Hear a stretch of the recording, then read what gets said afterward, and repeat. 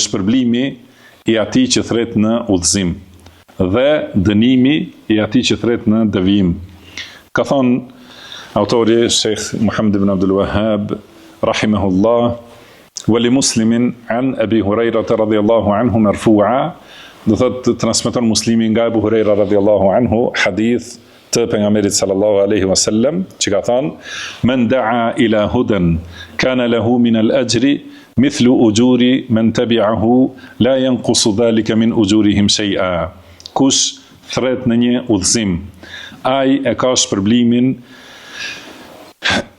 e atyre që e ndjekin atë, duke mos ju paksuar shpërblimi atyre as pak. Wa man da'a ila dalalah kana alayhi min al-ithmi mithlu athami man tabi'ahu la yanqusu dhalika min athamihim shay'a.